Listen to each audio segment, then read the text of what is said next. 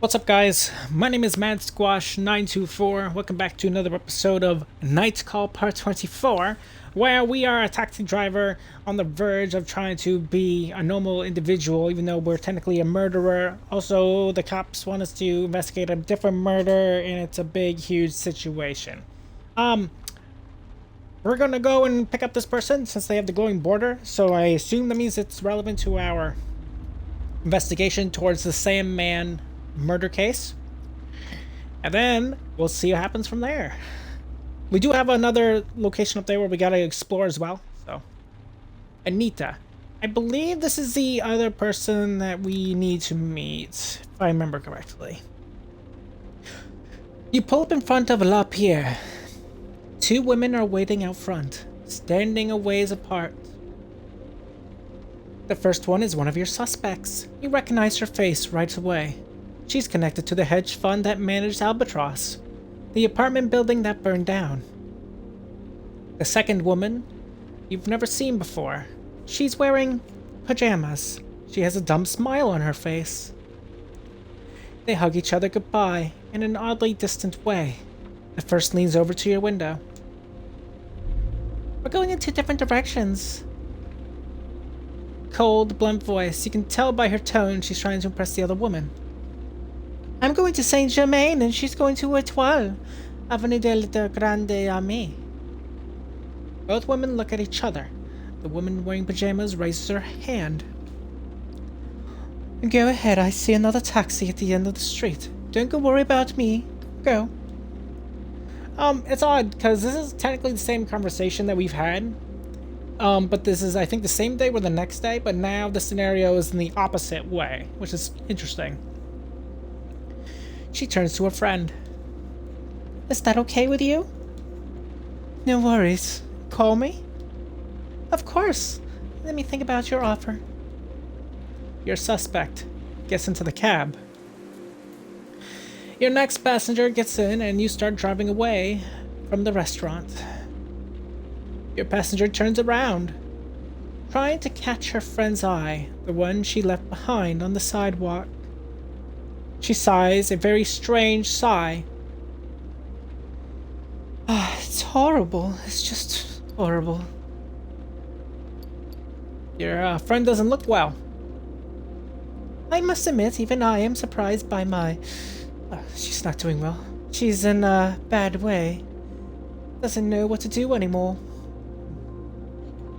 She was telling me about her new idea, her new business plan, but it's obvious she's at the end of her rope. I helped her build a future for her business, and she burst into pieces, just like that huge blimp way back when. It's horrible, especially since... Her voice fades out for a second, floats in midair. Especially since... She shakes her head. Especially since she's an incredible woman, or rather, was incredible. Incredible, I'm telling you. She had kids, separated from her idiot husband. Built a franchise from nothing, or practically nothing. She's really a role model for me. I'm not kidding. I was successful because my parents had money, because I went to the best schools. She, on the other hand, had been working like mad since she was 16 years old. She freezes. The way her father ran his business was disastrous. Utterly disastrous. Something crosses her line of vision. She appears to perk up. I don't know why I'm telling you all this. You try to find something to say, but she continues without paying any attention to you. Have you ever been in a situation where someone you absolutely adore makes one bad decision after another? She doesn't wait for an answer, and keeps talking. Well, the woman you saw earlier is just that person for me. She keeps going, using words you're not accustomed to. You hunt for some sort of clue in her pleasant voice. She's suddenly bursts out laughing. More of a sardonic snicker, really. And she had her hands on a gold mine, and she let it all go. All of it. I had no choice but to fire her. I'm not proud of myself, but our company's well-being has to come first. She pauses, apparently out of necessity. She got this crazy idea in her head. She wanted to go back to the original size. Those are the words she used. Original size. You pull into your passenger street. She doesn't notice and keeps talking. How am I supposed to explain that to the stockholders, to the investors who call in, wanting to expand to South America, Asia, and Abu Dhabi? Or Dubai? Dubai. She shrugs as you pull up in front of her building. Time flies. In a blink of an eye, she pays her fare with bills that look so fresh you'd think they'd been printed the nights before. She opens the door when she turns to you. Her eyes bore into you, like she's examining you. It's strange. I get the feeling I've seen you somewhere before, and I never forget a face. Time grows sluggish. She reaches towards her hip and buckles her seatbelt. It's her. Her face relaxes. No, forget it. It's in my head. I probably drank a bit too much about this evening. Well, best of luck for the rest of your shift. A second later, she's outside and the door closes. You start breathing again. You hear the sound of her heels banging on the sidewalk.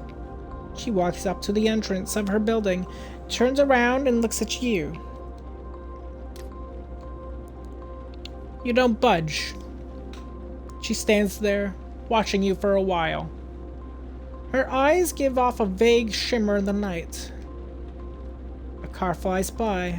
Somewhere above you, a metal shutter bangs. She eventually goes into her lobby. She doesn't turn on the light. You turn the key in the ignition and notice you are shaking nervously. You leave her street behind. Strange. It's a good payout from her, though. Okay, any other suspects that we should be wary about? No. So here's the thing. All three of these customers that we can't pick up, I know we've met them before. We can pick up her, or we can pick up him. I don't recognize him. So that's who we'll pick up. These other three we've met before. He's the masked superhero. She's, I think basically a hooker. And then this guy, I don't remember what he does, but we met him before as well.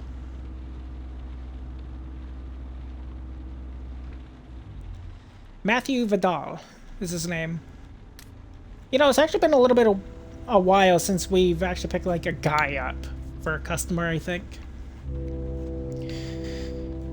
You pick up your clients right outside the entrance of a public hospital. Man, reading's hard today. I don't know what's up with me. He slips into the back seat and blurts out an address in an upscale neighborhood. Everything about him donates fatigue. Voice, face, eyes. Judging by his clothes, you doubt he's a doctor. But you're aware that the appearances can be deceiving. Your eyes meet, and you give him a smile. He doesn't respond. The ride begins in silence. In the rearview mirror, you notice your passenger's clenched fist, tight mouth, and twitching eyelids.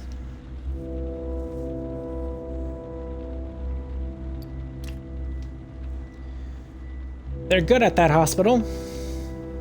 Your words startle him. Excuse me. I was just saying they're good at that hospital. They took care of me a couple of weeks ago. He moves in closer, ever so slightly, as if to better stare at you. Nothing serious, I hope. You shake your head, no. Pneumonia. You sense a sudden interest on his part. They took good care of you? Yes, the staff was excellent. The facilities aren't great, but everyone was wonderful. You are telling the truth. Pneumonia is a bitch. We don't give it much thought these days, as if we're a thing of the past. The fact is, his mouth curves into a hesitant smile. Empathy, perhaps? Utter silence. You try to read your passenger's thoughts in the rearview mirror. His head dips into a reluctant nod, as if hesitant to speak. He moves a hand to his pants pocket, feeling for something. No luck. He breaks off. Sorry to have spoken, but his anger wins out. You can sense this beneath the surface, eating away at him. What is he so angry about, you wonder? You're right. The staff at the hospital is excellent. Especially the nurses. The doctors too, they're young and committed, but pretty unusual for a public hospital. He turns his gaze to the passing street with its Christmas decorations, darkened windows, and rare passerbys. You don't let your guard down. I work in the private sector. I am a gynecologist. But my father... His voice shakes. I can't even begin to tell you. He lowers his gaze. You sense he's gone to some far-off place. Then he comes around. The day I graduated from high school, my father shook my hand and said, "It's your turn now to try to be as successful as me, but you'll never be a match for me."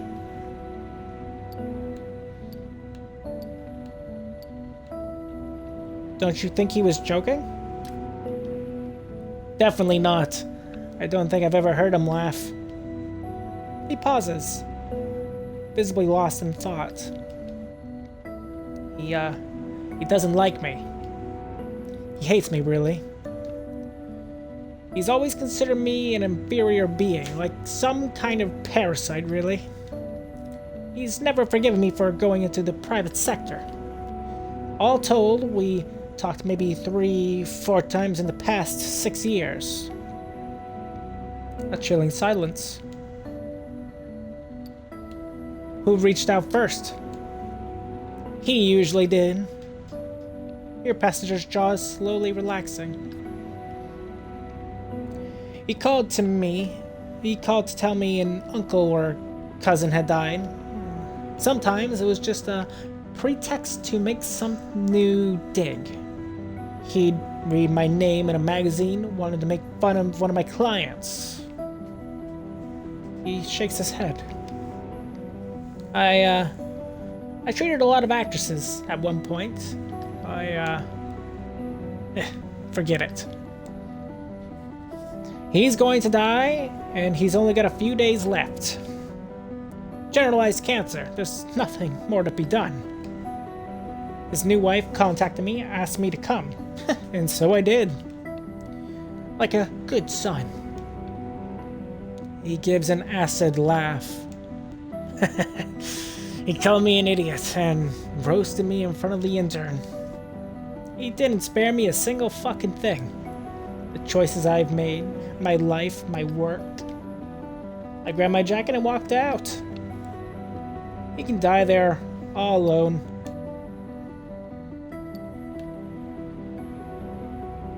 I'm sorry. He seems to be taken aback by your thoughtfulness. Yeah, I don't know why I'm telling you all this. If I'd trusted my gut, I would have. He is unable to contain his anger any longer. I think I have gone... He manages to compose himself at last, catching his breath one gulping heave at a time. When he speaks again, the tone of his voice is light and affected. The only thing that man ever gave me was hatred. I don't know what I did to deserve it. I worked hard. Everything I am today.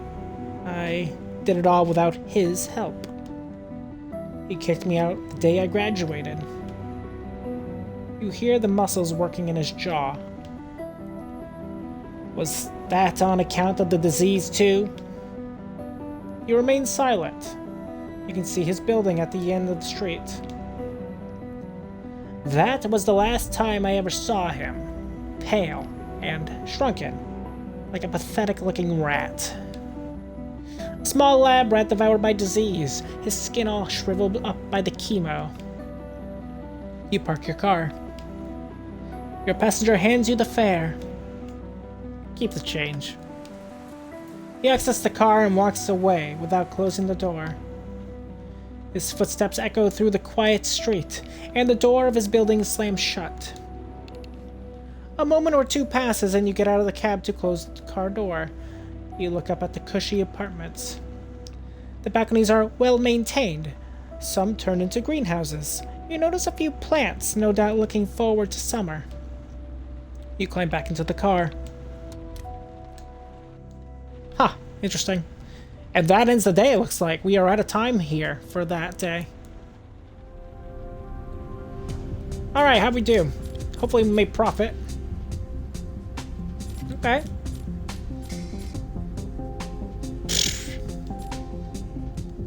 So, we made almost profit. We almost broke even. At the foot of the front door, your front door, just behind a drain pipe, you notice an envelope. It's thick and heavy. You can just make out your name, written in thick black marker on the front. Your real name. You take a deep breath and go inside. In the envelope, you find more information, just as Bussett promised. You lay them on the table. You look at the new evidence on the table. It'll take you a while to read everything carefully. You're suddenly overcome with the desire to sleep. You close your eyes, press your fingers to your eyelids, and let out a yawn. You sigh and get back to work.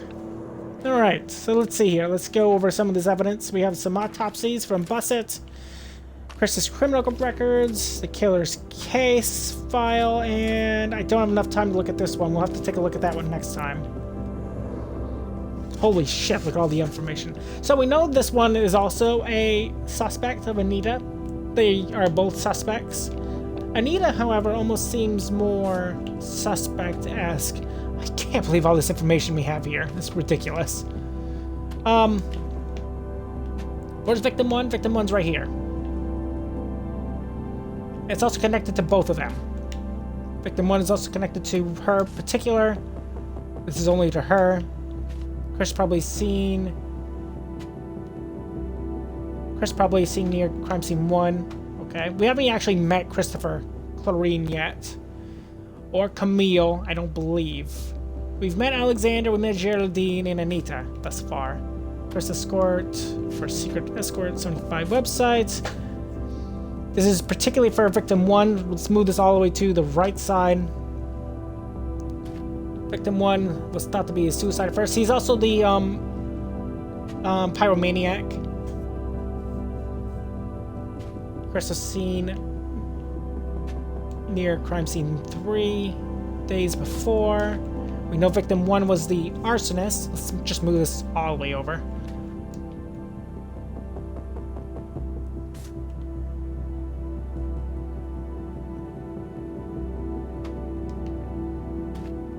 Victim 3.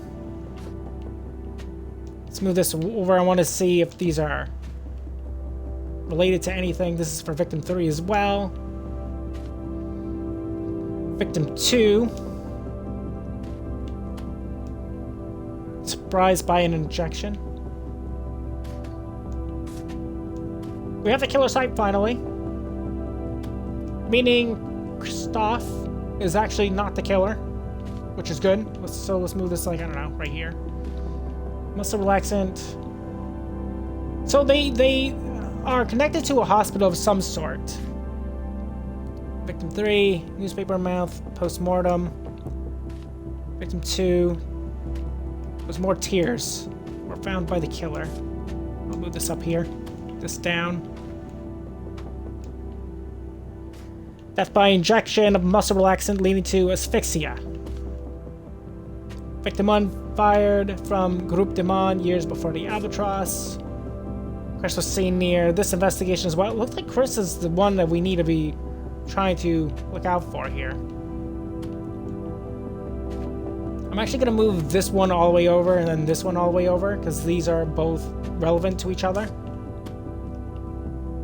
And then if we do this, we can actually see. So far, it's one of these two, I feel like. Death by injection of muscle relaxant, which is odd. This guy is not connected to anything. He's just... Yeah, I mean, I don't think he's the killer. Surprise by injection. This... A lot of injections. This was a frame-up for, like, his son. Saying that he killed himself in a fire. Strangled. There was tears. Newspaper mouth. Tears found in the victim as well. That's connected. And received death threats as well.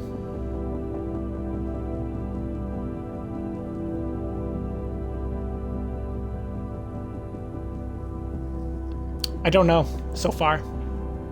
We'll have to take a look further in detail. But this person's seen the killer do things. What has Chris done? Christoph? He's a drifter, dropped out. Okay. He steals things sometimes. And he's known for drug use. And what is her all about? Camille? She's an entrepreneur. I don't think she's relevant to the case. I kind of think it's between Anita and Geraldine, oddly enough. But which one? Who knows? Oh, one thing I wanted to notice. She said she never forgets a face, right? But she thinks we're somewhat familiar. Maybe it is her. But it's very early to tell. With a heavy hand, you wipe your tired face. You slowly open the sofa bed and lie down. The events of the day run through your head. The streets, the passengers, their faces, their problems. Your brain is running at full speed. Your body aches, and you are in pain.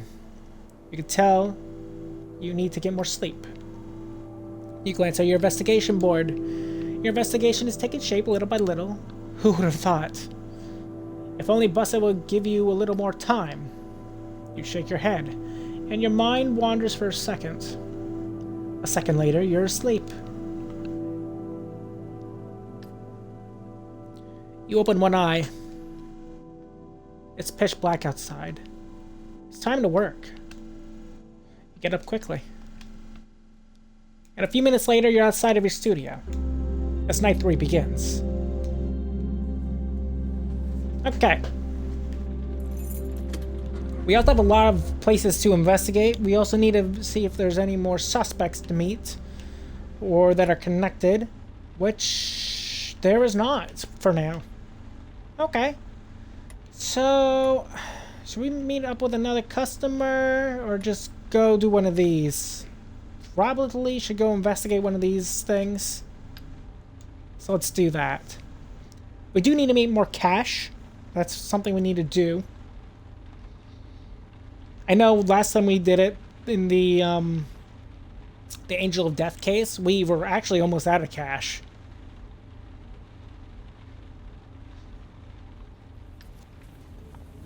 The headquarters of a 24-hour news channel. The kind that assails audiences with terrifying scoops and news flashes minus the coverage. You climb out of the cab, across the street, and enter an enormous entrance hall. Excuse me a second, I'm trying to adjust this mic so it doesn't make as much noise. I hear a lot of noises coming from it. Hopefully you guys don't hear it, but I hear it, and hopefully you don't. There we go. TVs the size of your car are broadcasting the latest development in the Sandman case. You go over to the reception desk, leave your ID, and take the stairs to the 8th floor where Daniel works. The television anchor was a regular customer of yours at one time. He's usually high and always friendly. You've been of help to him more than once. He waves to you as you enter the office. He's expecting you. You cross the open plan office. It's almost empty. The televised news set is just a few yards away. Without the scrolling tickers and the logos, everything seems fairly quiet. Before we have our little talk, there's something I need you to tell me. And it's something I need to tell you. Excuse me. I want to apologize for everything I've put you through.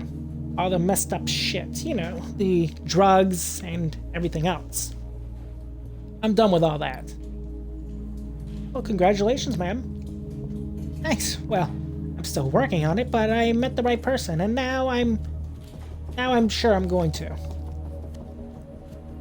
He gives his head a vehement shake. Whether using or clean, Daniel does everything a lot faster than you do. Anyhow, in your text message you said you had a few questions about the Sandman. I've got some information on the victims, but first, how should I put this? Daniel draws you in a little closer. You can't breathe a word about this to anyone. Not a word. If they find out I'm leaking information, they'll fire me. They don't mess around here when it comes to scoops. You either sink or swim. Right, I get it. I just want to know a little bit more about... I didn't even know there was a 4th victim. We only know about 3. Let's learn more about Michaela Blanc. This is the one we actually have some information about. Blanc, the reporter. Her picture's down there in the reception area still. Flowers and all. You probably saw it. Yeah, I did. Daniel breaks off for a moment. Someone is walking past his desks. Hold on a second. He leads you by the elbow to the other side of the office where there's a tiny room with a Xerox machine. No one will bother us in here. Everyone here loved Michaela, the kind of an international correspondent who knows what's what. A stubborn, hard-working chick. And an incredible woman. She received death threats a few days before. She gets them every so often. We all do, in fact. Not to mention the offensive tweets. He looks away for a moment. But this time it was serious. Dead serious. He glances up at the enormous clock overhead. Listen, man. I owe you one, so what else do you want to know? Tell me more about Sandrine Roland, the second victim. Everyone here despised Roland. We all knew she was paid off by the Grupo Diamant. Not to say anything. About the Albatross. Bingo. She dated authorizations, the paperwork, and crap like that, and she pocketed about 50,000 bucks in the process. You can't help whistling. That's nearly 3 times my salary. There's a knock at the door. Yeah, I'm coming. Sorry, you'll have to go. Around here, it's a battlefield. Yeah, no worries. Thanks for everything. He stops short, realizing that, for once, he's been able to help you. A smile plays across his face. It feels funny to hear you say that. You return his smile.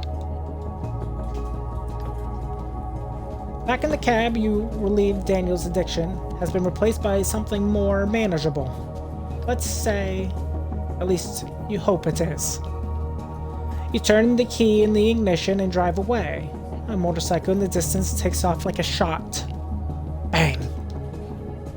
You stall, a sickening feeling in the pit of your stomach. It was just an exhaust pipe.